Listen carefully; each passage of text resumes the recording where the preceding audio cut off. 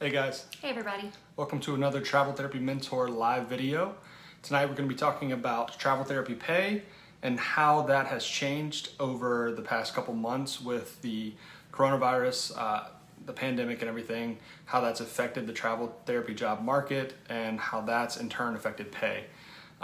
First, we're going to give a rundown basically on how travel therapy pay works in general and what normal pay used to be, and then now how that compares to the current situation.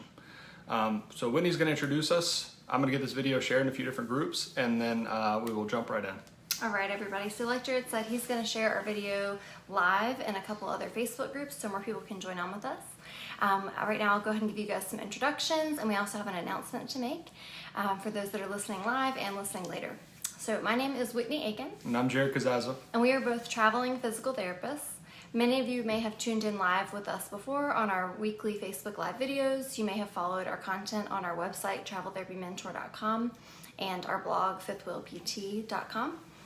We've been doing these videos for over a year, probably a good year and a half now. We bring you guys different content every week about various travel therapy topics.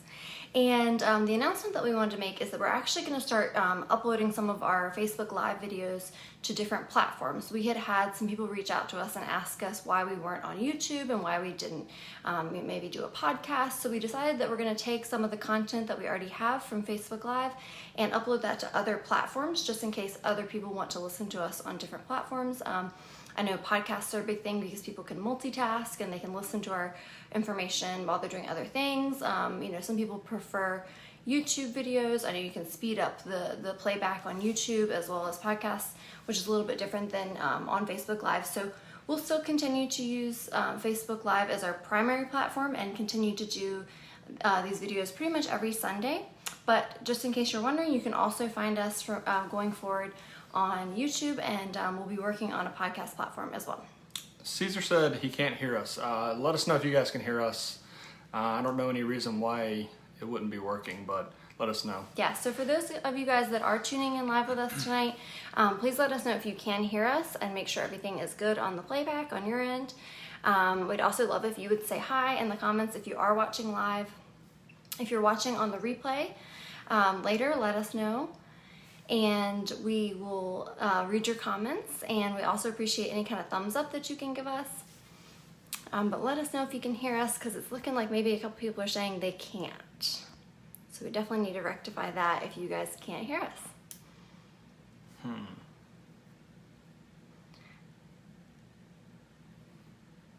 Yeah, I can't think of any reason why you wouldn't be able to.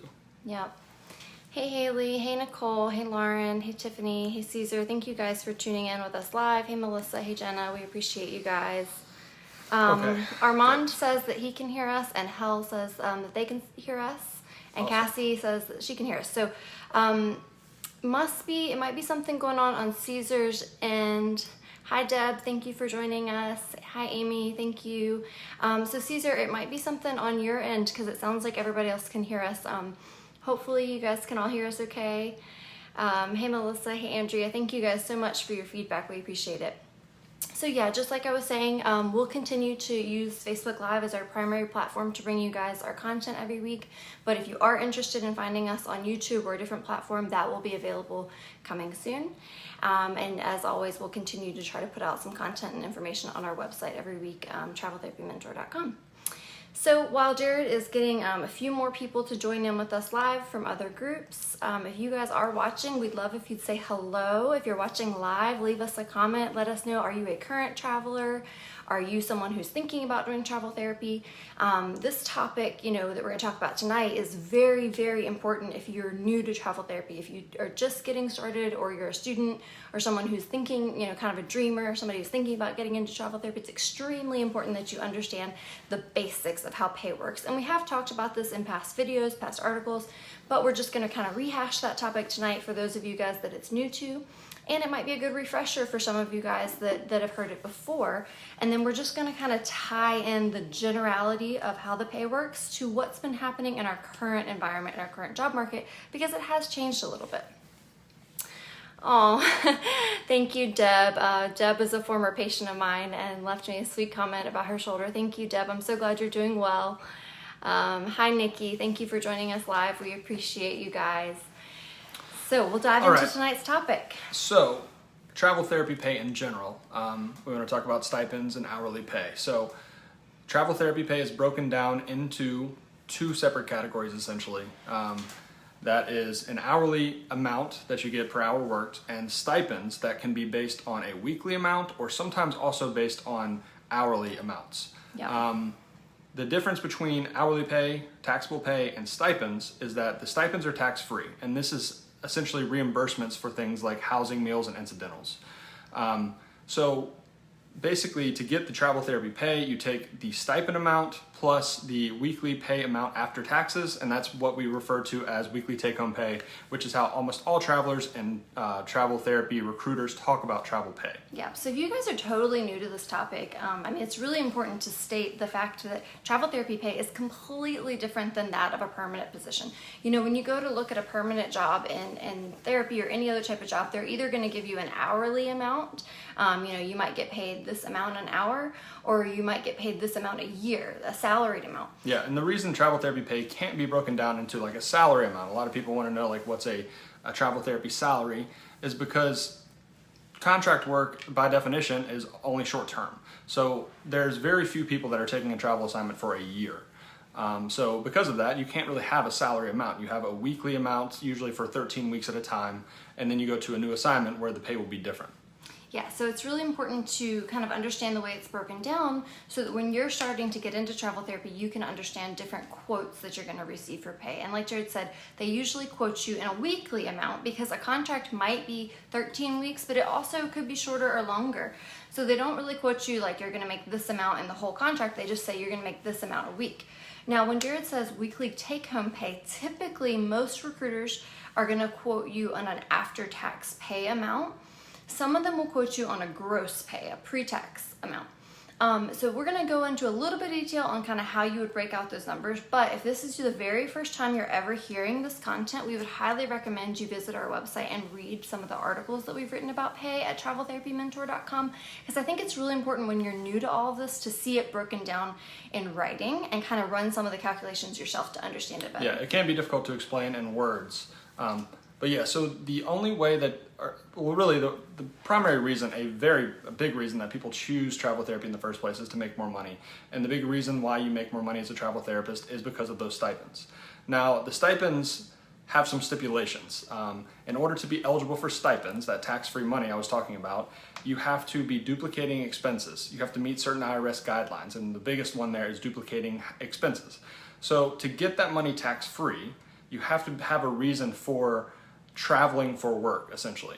And so that means that you need to have like a home address where you're paying expenses, as well as a travel address where you're working and paying expenses there as well. Yep, and this is an IRS rule, guys. This isn't a travel therapy rule. It has nothing to do with the travel therapy company. It has nothing to do with the facility or the hospital that you're working at. It just has to do with the IRS guidelines for any type of worker to receive what are called stipends or per diems. Yeah, this applies for everything. It applies for things like pilots, construction workers that go out of town, electricians that go out of town, even government. This is all a large rule set by the IRS, and the big thing there is duplicating expenses. Yep. So again, if this is your very first time learning this, hearing this, finding out about travel therapy pay, it's important that you read some of the articles and information that we have regarding tax homes and how you qualify for these tax-free stipends. But it is important that you do that research, because if you just dive straight in as a future travel therapist and only start talking to recruiters and they say you can make this much, they don't necessarily ask you if you meet the guidelines or are following the guidelines to earn that much. You need to make sure on the back end that you're doing that for yourself. But with that said, we're going to talk about the general traveler. There are some travelers that choose to take all of their pay taxed. If they don't meet the requirements for maintaining a tax home, they might just get a blanket amount, which would be like an hourly amount. They might pay you, I don't know, $60 an hour or whatever it might be. If you were that type of traveler who took local jobs and didn't maintain duplicate housing. But for the vast majority of us, we're going to use the pay breakdown where they pay part of your pay taxed and part of your pay untaxed. Yeah, the majority of people that would be in that situation, which is a very small percentage, probably 5 or 10%, there's people that don't have a tax home, so they can't get the pay tax the stipends tax-free, and people that are taking local contracts, which in that situation you wouldn't have a tax home. You would just be living from home and commuting to the assignment, and then all of your pay would be taxed in that situation. Yeah, so we'll just assume that for the most part you're going to be a typical travel therapist who is going to maintain a tax home, and then you're going to be allowed by the IRS to be paid by the travel therapy company. So the travel therapy company, they'll break it down and they'll say, this might be how much you'd make a week before taxes, and then if you tell them and they're comfortable working with you saying, okay, this is how I file my tax filing status. For example, you might say like, I file as a single individual with 0 dependents, then they might be able to calculate for you or show you how to calculate, okay, after tax each week, you could probably expect to make this much. And then when they further break it down to you, typically when you're going to be offered a travel therapy pay package, they're going to send you a breakdown. So they'll say, okay, you're going to make this much an hour. Somewhere it could be anywhere between $15 to $25 to $30 an hour, for example. And then plus that, you're going to make this amount either a week or an hour worked tax-free. And that's your stipend, your housing and meals and incidental stipend. So a lot of times they'll show it to you in that breakdown. This is your hourly, this is your stipend. And then if you subtract the taxes out of your hourly, multiply it by the number of hours worked, and then mesh it all together, that's when you get what we call weekly take-home pay. Yeah, so like I said, almost every traveler that you see talk about pay, and almost every recruiter that talks about pay is going to be talking about it in weekly take-home pay terms. So with that in mind, we want to talk about what a normal travel therapy pay would look like. So this was prior to a couple months ago when everything kind of changed. We always recommended that basically people didn't take travel contracts, and this is specifically talking to PTs, OTs, SLPs, evaluating therapists, didn't take contracts for less than about $1,500 per week. That was kind of the minimum after taxes. And that is there's a wide range. It can go from, we've seen people accept pay all the way down in the 1200s all the way up to 2,400 per week. There's a huge range there. But in general, most jobs are going to be somewhere between 1,500 after taxes and 1,800 after taxes. And some very big variables there are what setting the job is, what state the job's in, if it's a city or if it's a rural area, and also what travel company you go through. So bigger companies usually, in general, pay less, and smaller companies can usually pay more, and that has a lot to do with their overhead. Yeah. So there's a lot of factors, like Jared's talking about, that go into your pay. So it's really difficult. We've written an extensive number of articles and done a lot of videos in the past kind of explaining why it's really tricky to try to compare your pay with that of another traveler. So you can't always talk to your buddy who's traveling in a different state, in a different setting with a different company, and you might be making completely different amounts, which makes sense, right? Like your friend that lives in California and you that lives in West Virginia, you wouldn't make the same at a perm job, would you? Probably not. So it's probably not going to be the same for a travel job either. Now, in some cases, we have heard of travelers that are even working in the same facility, but with a different company, making different amounts. That's also possible. Yeah, and so one of those reasons is the size of the company, or the company itself, and the recruiter sometimes can have some effect on your pay.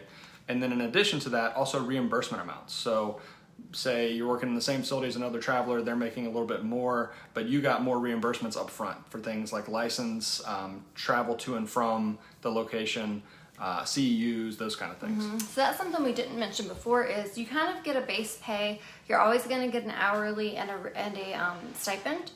Some recruiters and some companies will also offer you additional reimbursements for things like your travel to and from the facility. So say that you live in California and you have to fly to Hawaii for a job, or you live in Florida and you drive to Washington State for a job. Some companies and recruiters will choose, along with you, they might ask you your preference if you want to get reimbursed up front for some of those costs on your first paycheck, or sometimes at the end of the contract they'll give you a lump sum reimbursement. Sometimes they'll also reimburse you for things like your scrubs, some clothing that you needed to buy, or your license for that state. However, some recruiters will only just kind of lump it all into your hourly and your stipend, because at the end of the day, some people would just feel like, well, money's money. I don't care how you give it to me as long as I get it over the course of my contract. So there's a lot of nuance that goes into kind of how your pay is broken down. Yeah, and a big factor here too, like we mentioned, is location. So in general, pay a lot of times is tied with cost of living to a degree. And so that's a big reason why a lot of jobs in California, where cost of living is much higher, the Bay Area, Southern California, can pay really well. It's because their cost of living there is higher. And a lot of times their reimbursement is better for things like Medicare and private insurers. So they're able to pay travelers more. Whether or not that's actually to your benefit depends on how expensive the housing is there for you, though, and what your goals are as a traveler. That we've seen situations where we take jobs on the East Coast making $1,600 a week after taxes, but we can find housing for $400 a month, whereas someone works in Southern California or the Bay Area and makes $2,000 a week, but their housing is $2,000 a month. So in reality, they're not coming out ahead, especially when you consider things like food and everything else being more expensive there. Yeah. So there's a lot that goes into pay, and you can't just go by exact pay numbers. You have to consider a bunch of other factors. Yeah, so kind of like Jared was talking about, this just comes down to basic personal finance principles. Of course, we would all like to make the most money possible, of course, but if you look at a job in, say, San Francisco, and they say you could make $2,000 a week after taxes, but you know for a fact you're going to have to spend an exorbitant amount on your rent, and then they offer you a job in Arkansas for making only $1,600 a week. Well, you know for a fact that you can get rent really cheap there. The amount that you're going to net at the end of the day might be the same. So you just have to think about a lot of different factors. You don't always just want to look at the weekly take-home amount. You need to look at the whole financial situation for you and how it's going to affect your bottom line.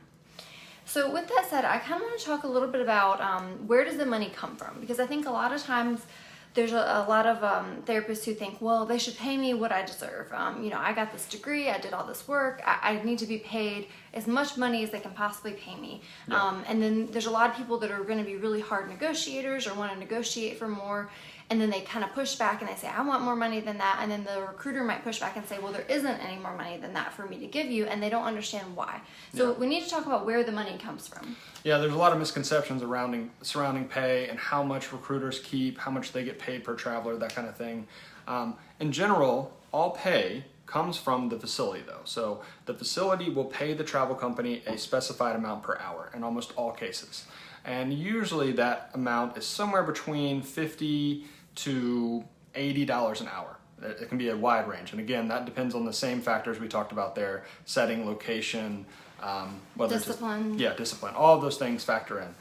In general, on the East Coast, we've seen a lot of bill rates in the $60 to $65 to maybe $70 an hour range, whereas on the West Coast, it can be $70 to $80 an hour. And a lot of times that coincides with cost of living. So that money comes from the facility and goes to... That's called the bill rate. The bill rate. That comes from the facility, goes to the travel company. The travel company takes out a percentage for their overhead, for paying the recruiter, for their insurance, all of these different things. They have to keep a percentage in case travelers get canceled, and they have to pay out an amount to the facility. So they keep all of this, and that's a percentage of the bill rate that they keep. And then the rest of it is given to the traveler, and that's split into reimbursements, the stipends, and the hourly taxable rate. And in some cases, you might, like I said earlier, you might have a say. If you get to be pretty savvy with this stuff, you have a good relationship with your recruiter, hopefully they're pretty transparent with you about this. Now, sometimes when you're first starting, you just don't understand how it all works. And whether or not you have a recruiter who's really open and forthcoming with all that information, you might not even be having these conversations. It might just be the recruiter says this is how much they're paying, and you just say, okay. But if you kind of dive into some of the articles that we've written, some of the videos we've done where we explain to you guys how it all works, then as you move forward in your contracts, you can have the knowledge and the power to discuss this with your recruiter and say, okay, well, can you explain to me what amount of money are you getting from the facility? They don't always share that. Sometimes they do. And, how much, is there any money left over for you to pay me an extra reimbursement, or could we increase my hourly a little bit, and just sort of have a candid conversation. We're going to get into talking about negotiating and whether you should or shouldn't do that and how much you should, but I'm just letting you know that these are some conversations that if you have a good relationship with your recruiter, they can help explain kind of how it works. And a lot of times they'll just say, look, based on the amount that the facility is offering, this is all that we can pay you for this.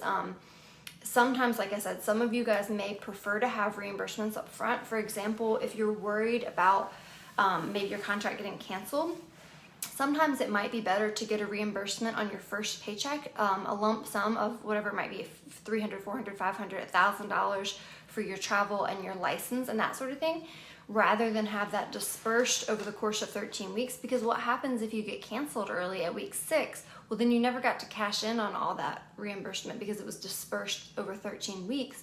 But if they can pay you some of it up front, that's usually a good thing. Yeah, upfront money gives you more security. But you have to remember that any reimbursement you get come out of the stipends and the taxable pay, which means that your weekly take-home pay is going to be less. Yeah, so an important thing to remember there is there's no free money.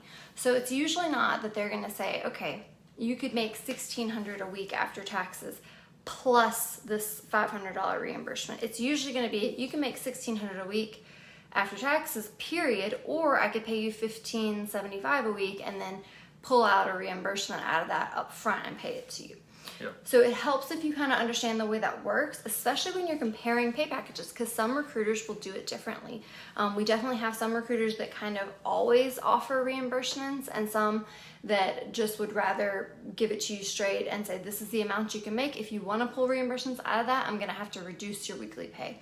And that's pretty normal. If you hear that, they're not. Yeah, they're not just sometimes it's not just the recruiter, it can also be the travel company. Some companies have different departments or different,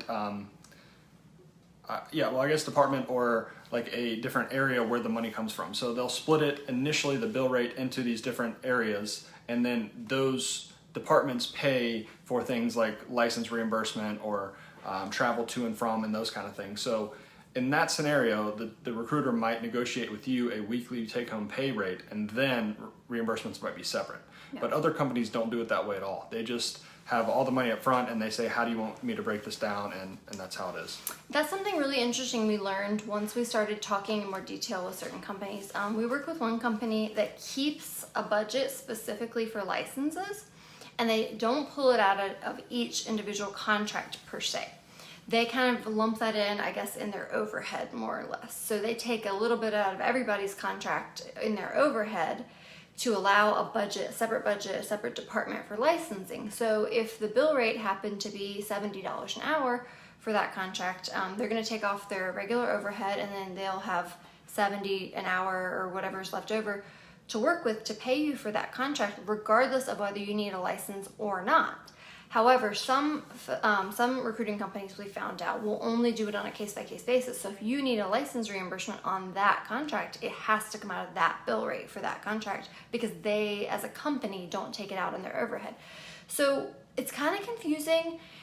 Sometimes you don't always know to ask these things, but I think the bottom line here is that you have to have a recruiter that you trust to be telling you the truth. And the best way that we've always recommended for you guys to be able to have trustworthy recruiters is to get recommendations from someone else who has had a good experience with them over the years. Because otherwise you don't know, there's a lot of skepticism where people are like, well, is the recruiter just trying to keep more money from me? Are they really paying me the most they possibly could be paying me? Yeah, and there's certainly situations where the recruiters or a company does keep higher margins and pays the traveler less. So some of those horror stories where you hear about recruiters keeping a lot of money, that does happen. So you do need to go with someone that's reputable. And we've spent a lot of time over the last few years trying to find companies and recruiters that we think are reputable, interviewing them and having good people to send others to. Yeah. So we definitely want to kind of go into talking about, whether you should negotiate for pay or not, what are some norms, and then talk about what we've been seeing lately with the pay norms. But real quick, if you are watching this video, whether you're watching it live, whether you're listening later on the replay on the Facebook platform or a different platform, we'd love if you would leave us a comment, give us a thumbs up, like the video or the audio somehow on your platform. We'd really appreciate your support. And again, if you guys have any questions, if you are watching this live or on the replay and you want to leave us a comment, ask us a question, we will answer questions at the end. And if you get done watching the video and you'd like to send us an email or ask us for recommendations on recruiters, you can do that as well. All right. So Jared kind of mentioned earlier a normal weekly take-home pay, and that might be anywhere between $1,500 a week after taxes up to $2,000 a week. And this is talking about PT, OT, or SLP. We have seen some pay crazy high, like $2,000, $2,200, $2,400 for PT, OT, SLP. Obviously, for assistants, that number is going to be lower. I think a pretty normal average pay for a PTA or CODA would be somewhere $1,100 to $1,300 a week after taxes. Yeah. Again, it varies based on how you file your taxes. Sometimes they'll give you a gross pay number and then they'll ask you to calculate it, or they'll explain to you how to calculate it out after taxes, because your tax filing status might be different than that of a different traveler. Yeah. One thing I want to mention here is that you might see some travelers mention that, oh, I only take jobs making $2,000 a week or more, and no one else should take pay less than that. There's a few reasons why someone might say that. One, they're just trying to get attention. So sometimes people will say that stuff. Sometimes they will lie about how much they've made just to get other people for attention, for other people to reach out to them and ask them, oh, how do you do that? Let me know what company you work with, that kind of thing. So they're trying to create attention to get referrals. So that happens. Another reason is maybe they're taking very specific contracts. So if you only want to take our home health contracts in California, yeah, you can make $2,000 every time. But there are not that many travelers that want to do that. A lot of people want to move around, they want to do different settings, they want to have different experiences, and in that situation, you're not always going to get top dollar. So that really makes a big impact. Yeah. And as I talked about before, there's just so many factors that go into pay that it's really challenging for you to compare apples to apples with another traveler. It's really apples to oranges because their facility might be different, their setting, their location, the bill rate from that particular contract might be completely different, and that's behind the scenes stuff that you don't know, they don't know. So if they're just touting that they were able to get $2,000 a week and you're wondering why you're not, I mean, it's a valid question, it's a valid concern, it's something to definitely bring to your recruiter and ask if you are concerned, or come to us and tell us your pay breakdown and we can help you kind of mentor you on that. But it gets a little tricky and a little hairy, and we don't recommend trying to compare pay to other travelers unless you're taking into account all the factors. Like we said, the company, sometimes the overhead can make a difference. And if that's the case, certain times you might want to switch companies, but pay isn't always the only thing to make you consider whether a company or a recruiter is right for you. Yeah, and so just keep in mind there that the average is usually in normal times going to be somewhere between $1,500 to $1,800 a week. Almost all, the majority of contracts are going to fall in that range. There are definitely outliers on the high end and some that pay less than that. But during normal times, that is definitely the majority of contracts all over the country. Yeah. Now, we'll kind of talk a little bit about what's been going on now and some of our suggestions basically for the current job market. So in case anybody has been in a coma or sleeping, we do have a global pandemic going on right now, and it has affected our entire world, the whole United States, many other countries. It's affected the job market, the huge unemployment numbers across our nation, not just in therapy, but in every field, every job. So therapy has definitely been affected, which means that travel therapy has definitely been affected. Some places are having trouble even giving enough hours and continuing to staff their permanent therapists, so a lot of places are not hiring travelers right now. So what this has done is it's really affected the supply and demand. We've got a huge supply of therapists without jobs that are looking for jobs, and a low demand for those therapists. There's no jobs open. Yeah, and so that supply of therapists includes current travelers that just finished a contract. It includes new therapists that are just graduating.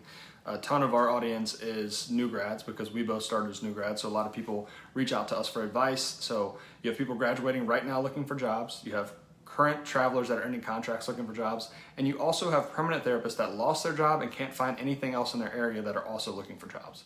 So this is like a massive number of therapists looking at a small number of jobs right now. And as of the time of this recording, I think it's May the 17th, we've been in this for a good 2 months now. We are all very hopeful that it's going to pick up in the coming months as states start to open back up, as the factors that affect us directly, like elective surgeries being allowed to happen again, start to pick back up. We really, really hope and we anticipate that it's likely in the coming months things will improve. But as of May, it has been really bad for about 2 months. A very low number of jobs, a very high number of therapists having to apply for unemployment. Yes. So we kind of want to talk about how this supply and demand has affected our pay. As you might guess, if you have a ton of therapists looking at a limited number of jobs, the pay is going to be impacted. And the reason for that is if you have a job, say in normal conditions, you might have a job open up, let's say in Idaho, and they only have 2 applicants submitted for that job, and they're choosing between those 2. They know that if they decrease the pay very much lower than what it is when they got those 2 applicants, they might not get any applicants. Maybe no one applies for that job. In a situation like now though, let's say a job opens in Idaho, they're probably getting 30 or 40 submissions to that job instantly, right away. So when you get that many submissions, it kind of makes things difficult for you, because you have to go through more applications, you have to have more decisions to make there. And so in that case, you can lower the pay rate and know that you're still going to get some applicants. So let's say the job would normally pay $1,500 a week during normal times, but now they know when they list this job, they're going to get a ton of applicants.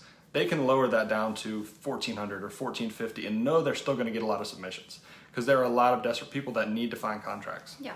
And it's unfortunate. I mean, we can all be really righteous and say like, well, we shouldn't take those jobs, and how dare they take advantage of us in a bad situation. And it's unfortunate, but you have to just know that it's going to happen like that in a free market, regardless of what it is. If the supply and demand of toilet paper and milk and whatever changes, then it's going to happen. Of course, there are laws against price gouging when it comes to products like that, but it's just going to happen with jobs a little bit. And you have to know, kind of as we discussed, where the pay is coming from. So it's not your recruiter, it's not the travel therapy company taking advantage of travelers and paying them lower. It's coming from the top. It's coming from the hospital system, from the nursing home, skilled nursing facility system, from the home health company, from the outpatient company. And who knows, maybe they have other factors too. Maybe they're not just responding to supply and demand. Maybe they're trying to make budget cuts to save themselves in some way. Say they're a private company and they somehow need to save their own selves during this pandemic, and they're like, this is all we can really pay because we don't have the money right now to pay either. So all we're saying is the fact is the rates are going down. In some cases, they're staying about steady. But what I will say is it's making it a lot harder to negotiate, to have any leg to stand on when it comes to negotiation. Yeah, in normal times, you might be able to negotiate for a higher rate. Maybe the recruiter, so say there's only 2 applicants and you're one of those 2 and your resume is much better than the other one. Maybe the recruiter can negotiate a higher rate with the facility and then pay you more. Mm-hmm. That happens, and that's how sometimes you can get much higher pay than normal. But in a situation like this, where there might be 30 applicants or 20 or whatever the number is, they'll just go with somebody else. There's going to be someone else's resume that is similar, and they'll just be like, oh, well, if you want to make more, then we'll just pick someone else. So it is very difficult to negotiate for higher rates at a time like this. Yeah, unfortunately, in this job market, it is no time for negotiation on any front. Pay, any other factors, because unfortunately they're going to have so many applicants, and so many of those applicants are either going to be just ready to go at the current rate, already licensed, can start yesterday, already have all their ducks in a row. So in a market where there's not very many applicants and there's a plethora of jobs, then you have just different negotiating power there. 1, you could ask for more money. 2, you could try to apply for jobs where you don't even have a license yet and maybe get approved for it, because maybe they're like, well, nobody wants to come to my middle of the nowhere facility, so if you need 3 weeks to get your license, okay, maybe we'll take you. But right now in this job market, it's like if the person is standing at the door ready to go, they're probably going to choose that applicant, and that really has to do with our pay. Yeah, and a good example of this is when we started traveling. So it's been almost exactly 5 years ago now. We were job searching for our very first assignment as new grads. I interviewed for a job that I had no experience in, and I turned down the job. And instead of them just saying, okay, we'll pick someone else, the facility manager called back to ask me please to take the job and that they would pay me more. So that kind of job environment is so different than this job environment where there's a lot of applications. And the reason they did that is not because I was a wonderful therapist or interviewed really great. My interview was probably really bad because I said, I don't have any experience in this. I don't think I'm prepared for it. So I was not a good interviewer. It was just that they were desperate to get someone in there and they didn't have a lot of submissions or applications for that. So they were begging me to take the job and willing to pay me more for it. But that would not happen right now. Yeah. So it's just, I think it's important right now for all of us as therapists to kind of understand the current environment. And when you are looking for a job, go into it understanding that. Go into it understanding that your recruiter's probably not lying to you. They're probably not trying to lowball you. It just is the way it is right now. And I just saw Kaylee, who is a recruiter, comment on our video, and she said it's not going to be this way forever. And it isn't. we're going through a rough time. Our whole country's going through a rough time, and hopefully it won't be like this forever. But for right now, there's a lot of situations where if you need work, you need to be willing to take the jobs as they're offered, because unfortunately the way it is if you try to negotiate, try to push for this and push for that, more than likely the facility is going to pass you over for a different applicant who's more willing to just go into the job, no questions asked, go into the job at the posted rate. And the other thing I want to talk about is in some situations, we know a lot of different recruiters that use different strategies. Usually what will happen is when the job is posted, the facility might post a set rate, like this is the rate that we'll pay. Well, sometimes if the recruiter really wants to try to help you out to get you into that job, and they know that maybe you don't have the strongest application, or maybe it's just about average on par with everybody else's, they might even try to submit you at a lower rate, especially, for example, say you're a new grad. Yeah. And they know you're competing for this job against other applicants who have experience. Well, maybe they think, well, we could get a leg up if you are willing to take the job at a little bit lower rate. Well, then maybe the hospital's like, well, we could get this applicant who we don't have to pay quite as much. They don't have as much experience, but when it comes to budgeting and stuff, that's important. So that is a strategy sometimes. So we have heard some new grads, we're going to talk about numbers here, but we have heard some new grads saying, well, my recruiter told me that I might only expect to make $13.50 to $14.50. Is that true? It doesn't have to be true. It's not always true, but sometimes a strategy they might be using is that they're trying to submit you for a job at a lower rate so they can kind of undercut the opponents and get you in there. Yep.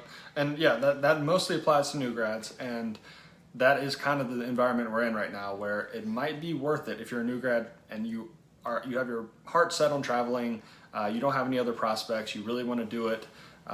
You might be in a situation where your recruiter will offer the facility a lower amount for you to be able to take that job, just so you can get your foot in the door, get some experience, that kind of thing. And in that situation, you might make less than we were talking about in normal times. Yeah. So we definitely have seen some lower rates floating around. Sadly, we have seen some physical therapy rates in the 1,300s a week after taxes. I think I even saw a couple that were in the 1,200s, which is rough. And so that happens with some companies that pay really low, or those kind of situations in normal times. But we almost always tell people not to take those jobs unless they're just like amazing jobs.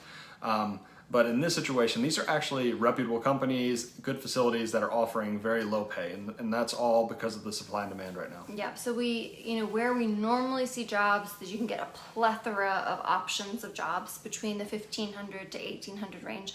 We've definitely seen a handful of jobs down in the 1,200, 1,300, 1,400 range. We've seen some jobs that would probably normally pay 1,800 plus, paying more like 15, 16, 17. So there are some people that have only ever practiced on the West Coast.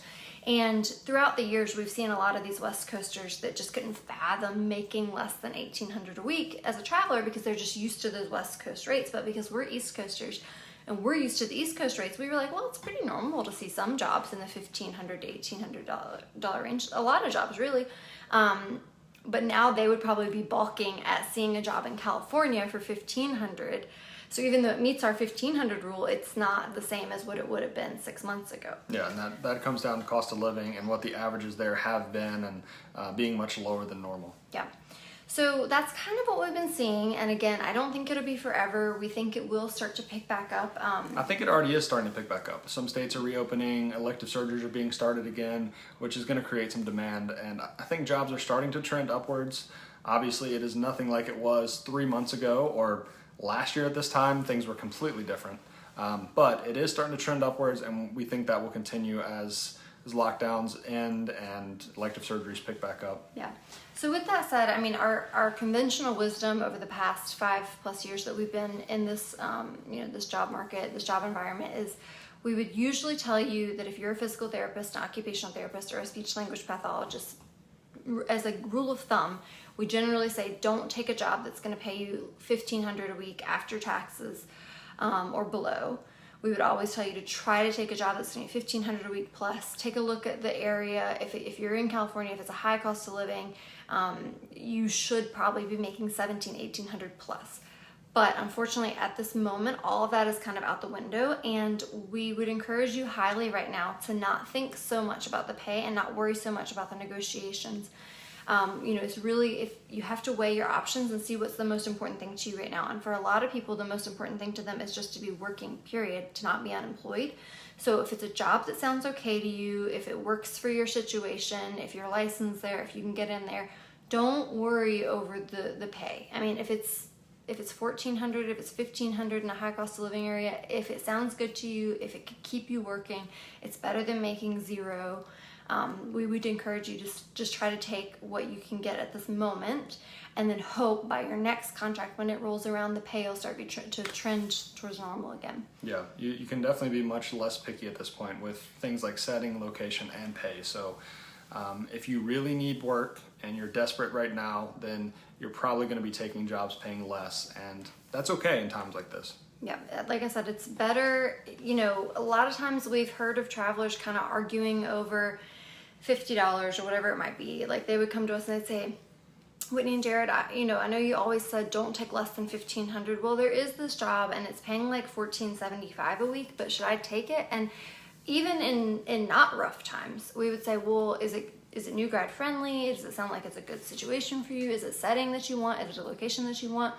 If so, don't worry over a little bit of money a week, because losing out on $50 or $75 or $100 a week, but still getting $1,400 plus in your pocket is a lot different than making zero for a week or 2 weeks or 3 weeks or 4 weeks while you're waiting for a better job to roll around. Yeah, so I've been trying to mentor new travelers for 3+ years now, and I cannot tell you how many times I've seen a situation where someone will pass on a job because it doesn't pay as well as they want, and then not find work for 2 or 3 more weeks. So they end up making maybe $50 or $100 more a week, but they missed out on $4,500 or more of money from that 3 weeks of missed work. And it's also more hassle because you're doing more job interviews and things like that. It's just not worth it. You have to think about the opportunity cost of not working when you pass on these jobs. So that's not saying at all to accept lowball offers. We would never advocate for that. That is definitely not what we're saying here. But if it is a small difference, that it's near market rate and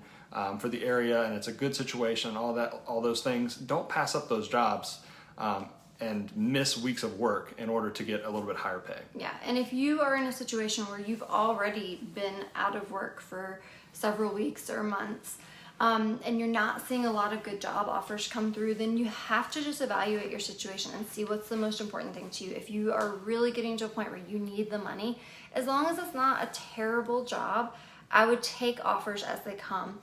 Now, if you are seeing, like, for example, SLP, the job market's still fairly strong. If you've got 2, 3, 4 interviews floating around and some pretty good options, no, you don't. Just use your common sense. You don't need to take those lower paying jobs if you have good other prospects on the table. But the fact is, for a lot of PTs and OTs right now, there aren't any good prospects. And a lot of people are having to settle for those lower paying jobs. And again, it's only temporary. We normally would not recommend this, but we've also known and met and talked to tons of travelers and therapists who are just completely out of work and unemployed right now. Yep. So we're going to talk a little bit more about this. We want to go through some of these comments. We'll probably wait till the end there, but if you're watching this live, feel free to ask us questions, make comments about anything we're saying. Do you agree? Do you disagree? If you're a current traveler, what would you add to this? And please like the video. If you're watching this on replay, feel free to reach out to us as well. Absolutely. Yep, so just kind of as a last little bit of a summary here, if you're new to travel therapy, it's really important that you do your research and understand exactly how the pay is broken down, so you can just talk the talk and understand what's going on when you get presented with jobs, when it comes to talking to recruiters and looking at job offers. So the pay is completely different for travel therapists as compared with perm therapists. You're going to usually get an hourly rate that's a taxable amount, could be somewhere between $15 to $30 an hour taxed. And then you're also going to get a stipend, which is usually a weekly amount, and that's for your meals, housing, and incidentals. And that part is not taxed. And then usually your recruiter can lump this amount for you together and then take the taxes out for you and say, this is the amount you're going to make every week after taxes. Your weekly take-home pay is what we call that. And then Jared, if you want to tell them a little bit more, kind of rehash the reimbursements and how that factors in. Yeah, so the reimbursements come out of that bill rate. They come out of the weekly pay somehow, so either the stipends or the hourly rate. And reimbursements include things like sometimes you have to pay out of pocket for your background checks, drug tests, licensing, travel to and from the assignment, those kind of things. So you might have reimbursements for those up front or even at the end of the contract, but that comes out of the same money that comprises your bill rate or comprises your hourly and your stipends. Yeah, it's important to understand what a bill rate is and where the money comes from when you're talking about your pay. The bill rate is the amount the facility pays the travel company, and then the travel therapy company has to take out their cut, and then they pay you with what's left over. So bill rates and different areas, settings, locations of where the jobs are, all those things vary to factor in how much the bill rate is going to be and therefore how much you can get paid. So there's not any free money just floating around. The facility has to pay you based on, the travel therapy company has to pay you based on the bill rate that the facility is offering. Yep. And then kind of as we said, as a general rule of thumb for a weekly take-home pay, in normal times, somewhere between $1,500 and $1,800 for the majority of the country. Like we said, there are some outliers that will pay $2,000 or more, but usually that is in specific settings and in specific states. But the majority of the country and majority settings are going to be somewhere in that $1,500 to $1,800 a week after tax range. And that's for PTs, OTs, and SLPs. For assistants, a pretty normal rate would be somewhere between $1,100 to $1,300 a week after taxes. However, the job market for PTAs and CODAs has been really poor for, I would say, 9+ months, even before the pandemic. So it's extremely challenging right now to find assistant jobs regardless. So again, with a job market that's poor for your discipline, you might be seeing pay that's even lower than that for various factors. Yeah, and one other thing to add there, since we're talking about pay, is comparing that to a permanent position. I've written several articles about like how much more a traveler makes than a permanent therapist, and a lot of that depends on cost of living. It depends on how much your tax home costs you to maintain, those kind of things. But in general, someone making about $70,000 a year, which is a pretty average starting rate for a PT in most parts of the country, they would be bringing home somewhere about $950 to $1,000 a week after taxes. So most travel jobs are going to be paying between 1.5 to 2 times as much as a permanent job on a weekly basis. And that's to compensate for things like duplicating expenses, for no vacation time, for some downtime sometimes if you can't find consistent work, those kind of things. For the hassle of having to move there and just the nuances that go into being a travel therapist. That's why we get paid more, is to account for all those other factors. Yep. So it's good to know that even if sometimes you feel like you're getting a little bit of a lower offer for a job, you're still probably getting paid a lot more than you would at a permanent job in most situations. So you can't always only look at the dollar amount to be the only factor. In our opinion, there's a lot of jobs where we would have interviewed for them and we would have turned them down regardless of the pay. If they were a bad job, if they were a bad fit for us. Money is important, but it's not everything. So you definitely have to consider the whole big picture when you're looking at a job. But with that said, we kind of went over some of the normal pay ranges. We would say that what we've been seeing during this whole pandemic is a few $100s a week less on some of the jobs. So we have seen some jobs that maybe would normally pay in the $1,500 range, paying more in the $1,300 to $1,400 range. We have seen some jobs that would normally pay $1,800 plus, paying more in the $1,500 to $1,600 range. And it just has to do with the supply and demand. Yeah, so we're seeing more in the range of 13 to 16 kind of right now. Most jobs are falling in that range. And we actually post some of the higher paying jobs and then also some like specific jobs that look good to us from different companies on our website, Travel Therapy Mentor. There's a hot jobs list there where we try to keep somewhere between 20 and 40 jobs that we like for whatever reason, either high pay or good setting or exclusive contracts with a certain company. And those jobs have trended down in the pay amounts, probably about $200 a week. Yeah. So that's kind of where we're at right now. We do anticipate that it is going to improve over time, but I think the biggest take home from all of this is just that the number of jobs is vastly down. We'll probably give you guys a more detailed update next week in regards to the travel therapy market, but I know in past weeks when we've asked the travel therapy companies and recruiters that we know and some of the upper management of the companies that we know, they went from seeing 200 plus PT jobs at any given time to like 40 or less. Or less, yeah. There were some weeks back in April where there was 10 jobs or less for PTs in the whole country. Yeah, so it's not just the fact that pay is lower, it's just the fact that there's just no jobs. So you have to, in this current environment, evaluate what's really important to you. And if you're not finding any good job offers, you may have to settle on certain things that would normally be important to you, like the setting or the location or the pay. Yep. So that's kind of a synopsis of everything we wanted to talk about tonight. We do want to take some comments, take some questions from you guys that are watching live. So we'll read those, read through a few of those and give you guys our answers.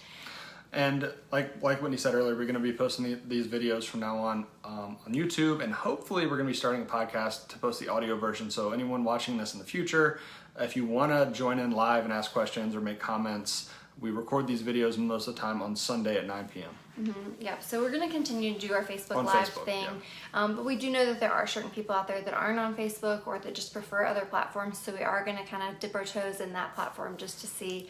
I know, I was talking about it earlier, I hate watching Facebook Live videos, but I love listening to podcasts because I can speed them up and I can do other things at the same time, so we want to try to make it more available to people like me, I guess. Yeah, and we've been considering it for a long time, and we've had plenty of people ask us about it, and we just kind of haven't ventured into that realm, but we're going to give it a shot and we'll see.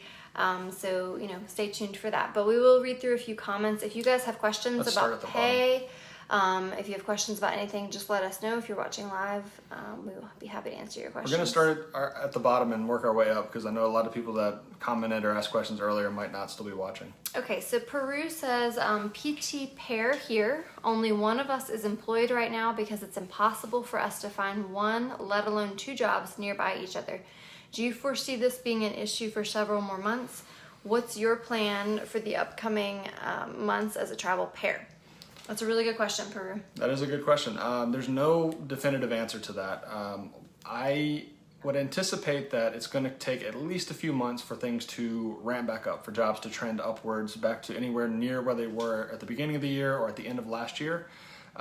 So I would anticipate that you're going to have some trouble as a pair for several more months.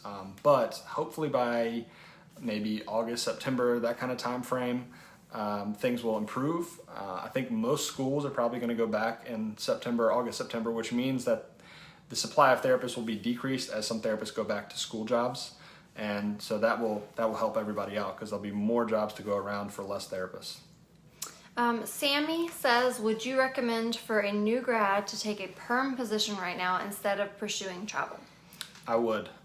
In this situation right now, if you have a perm job that works well for you, that pays pretty decently, that seems like it would fit you well, I think that is a very good time to take that perm job and put travel on hold for a while. Get some experience, you'll be a more attractive candidate as a traveler. And the thing is, if you would have asked that same question 6 months ago, my answer would have been very different. So that could change a lot in the next few months. But right now, if you have a good permanent job prospect, I would take that. Yeah.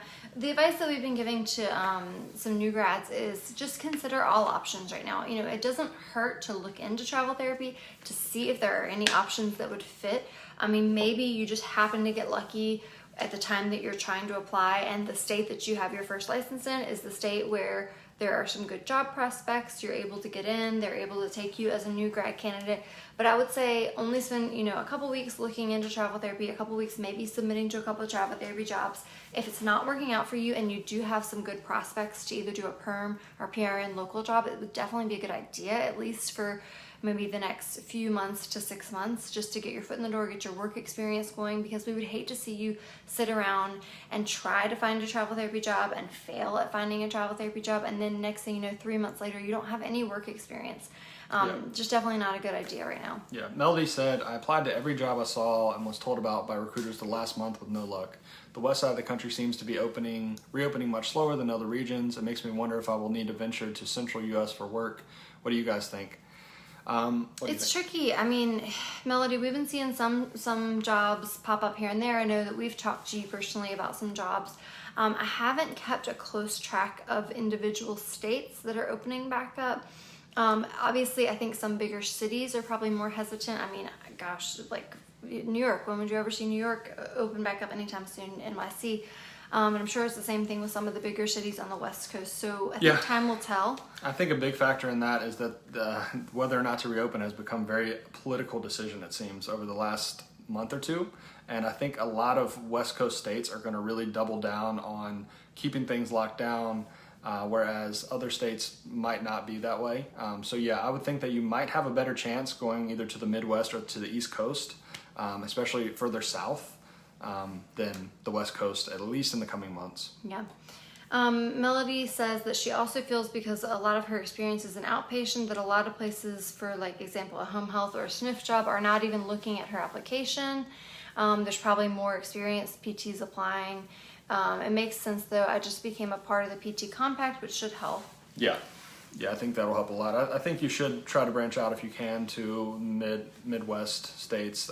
Some Midwest states never even closed, so I think a lot of those states, it's almost like business as usual, and that may be justified. If it's a very rural area, it might not be as big of a threat as somewhere like LA. And regarding experience, yeah, that's always going to be a factor. I mean, like we've been hearing from recruiters that there are plenty of experienced travel therapists that have great resumes, great applications, that aren't even getting an opportunity to get their resume looked at or to get the phone interview. So there's just so much competition right now that anything like being a new grad, not being licensed in the state, not having experience in the setting, or trying to negotiate too hard on pay, all of those factors are likely to get your application just kicked to the side, and for them to take someone who's an easier fit because they have so many applicants. So it's a very tricky time, and I know a lot of you are struggling.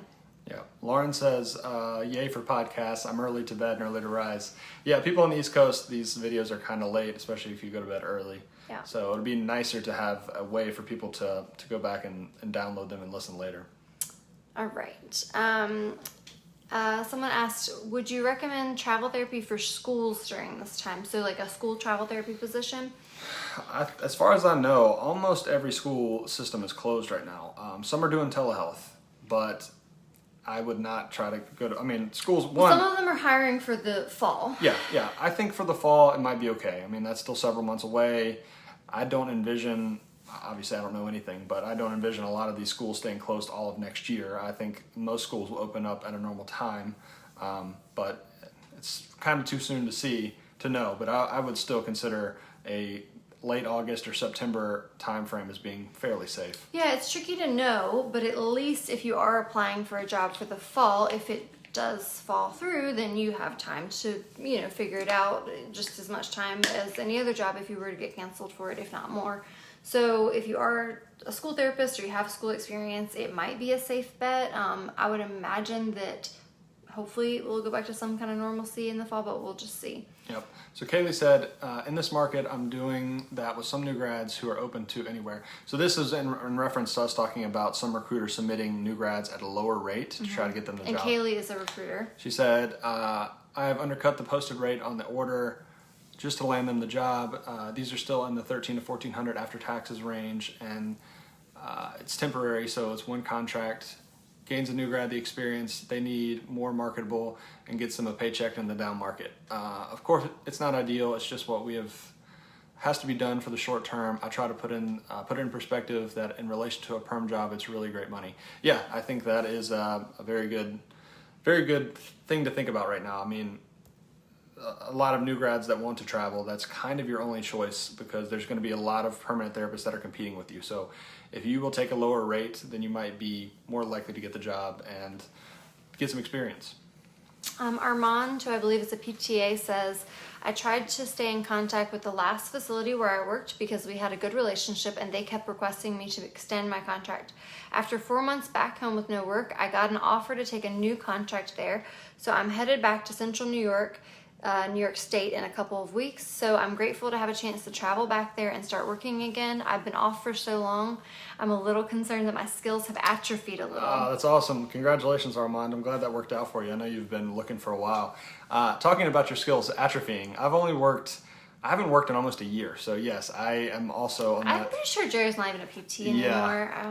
If I took a job right now, I would be a little nervous. So that's really good, Armand. And that's advice that we've been giving to a lot of people in this job market is if you have the opportunity to extend for new grads, if you have the opportunity to get in really easily, as a PRN staff or a perm staff, at least for a short time at a job where you've just finished a clinical. If you're a therapist who can try to connect back with an old connection, it's better than nothing right now. Of course, as travel therapists, we would all like to go have a new experience, do something fun, do something different, but sometimes you just need to get that paycheck. So Yep. definitely a good option. Kaylee also says it won't be this way forever. When it comes back, it will come back booming.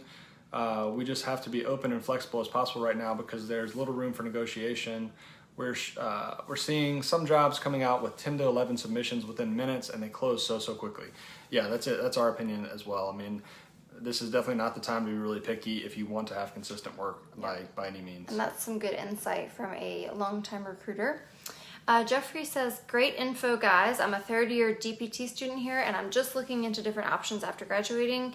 Thank you, Jeffrey. I'm glad that it's been good information. A couple weeks ago, we did a video specifically tailored towards new grads.